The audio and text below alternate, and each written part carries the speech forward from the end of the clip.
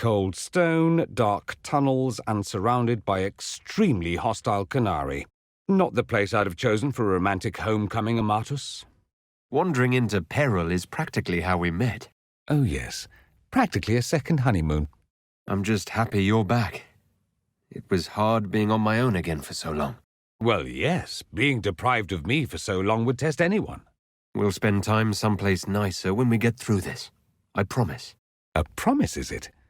Don't think I'll forget. Halam Sharal's guest suites are legendary.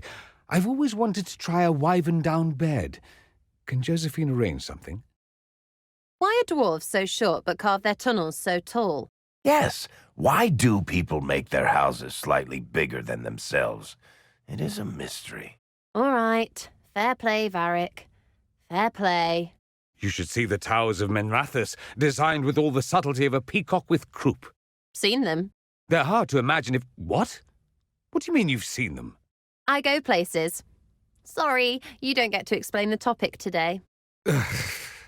They choose to show their stature in other ways. Or it's compensation. Okay, the second obvious reason it's funny you answered. You're swinging a giant sword around. That's not compensation. That's a counterweight. So stupid. Are you quite all right, Inquisitor? It hasn't escaped me that the anchor is acting up. It's nothing to worry about, Vivienne. Don't be stoic at the expense of your health. Solus was the only one who ever pretended to understand the anchor, but we all know it's dangerous. When it flares, I feel the pain from my palm to my jawbone. When we return to the palace, I'll find you something to ease that. We should take a look at it. Maybe between the two of us, Vivienne and I can find some way to slow it down.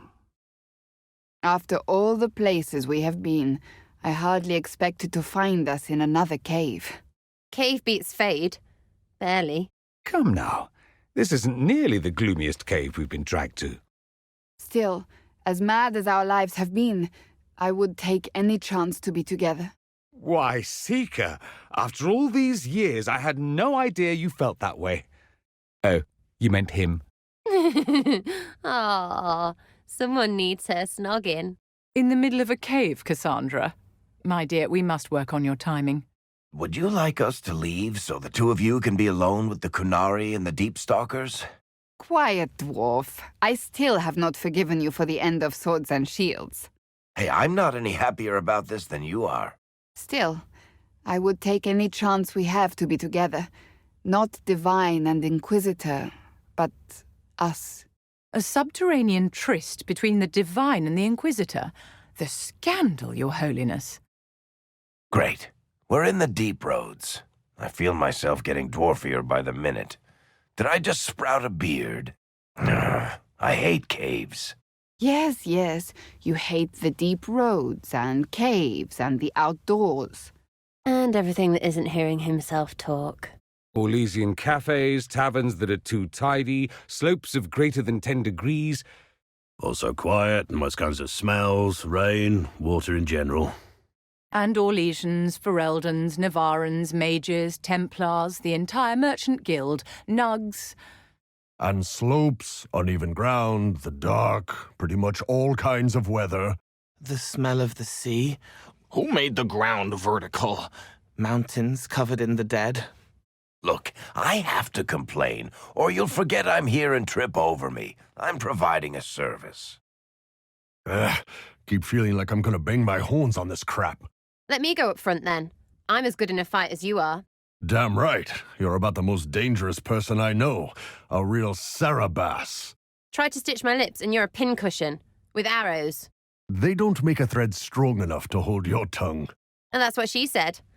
I think. Would you like me to go first? I wouldn't mind the view. Wait, I probably shouldn't do that, now that you're Divine Victoria. Don't stop. I've missed being Cassandra. You know what it's like to be two different people. Are you comfortable fighting Qunari, knowing they are hostile to the Inquisition? I'm not Qunari anymore. Whatever they're doing, I'm ready to stop. You just focus on keeping your guard up, your worshipfulness. Rough seeing you so out of practice.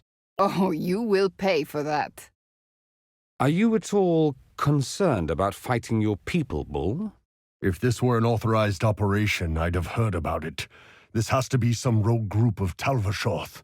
We'll figure it out and make it right. So don't worry. Unless we run into Venatori. Are you concerned about fighting Qunari, my dear? Nah. No, ma'am. What do I call you now? Divine Victoria or Your Holiness will do nicely.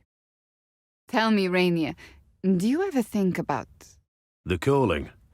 Ending up in the deep roads piked on some darkspawn sword.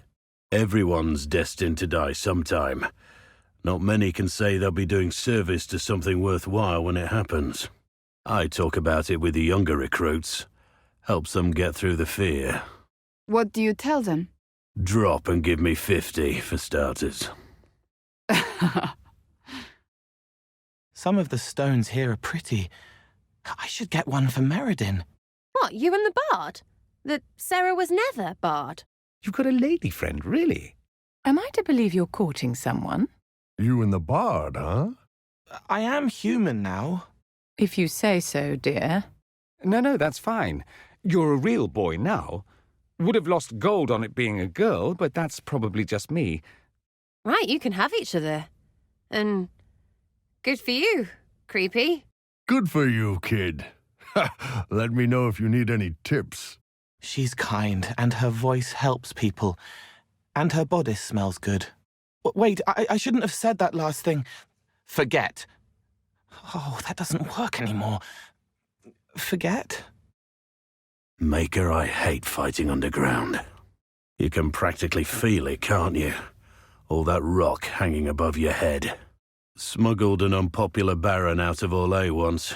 He insisted we use the deep road so no one would follow. 9th day out, we camped in a cavern by a lake. Stunk to high heaven, but I couldn't place the smell. We woke to a Carter ambush. I shouted orders, grabbed a sword and a lantern. The dwarf fighting me froze at the light. On a hunch, I told my men to run, cut down the dwarf, and toss the lantern into the lake. It exploded into flames, some sort of oil in the water. Found the surface just in time, since the blaze went for days. Was that a bedtime story? Try setting a duke's shitter on fire. That does somehow sound worse. Rainier, how are you still alive? They say the Maker has a soft spot for fools. I'm glad you didn't die. That was you? That fire took out half the Carter's hideouts north of Orzammar. Oh, maybe no need to go around repeating that story then. All this lyrium. If the Qunari wanted, they could make a fortune. I've heard their mages are terrified of it. Can you imagine? Taught to be petrified of the smallest draught of lyrium. Really? Little wonder when they keep them on leashes, and then told incessantly how much more civilized they are than the decadent South. Well, we must agree some parts of the South are more civilized than others. You know I'm right here. Eye and ears forward. Yes, Mom. All this lyrium. If the Qunari wanted, they could make a fortune. Sure, if they wanted to fight Orzammar tooth and nail for it. How would they wage war? Qunari sappers crawling through tunnels, dwarves sinking dreadnoughts at night? We'd probably just bribe the Imperium to launch a war for us.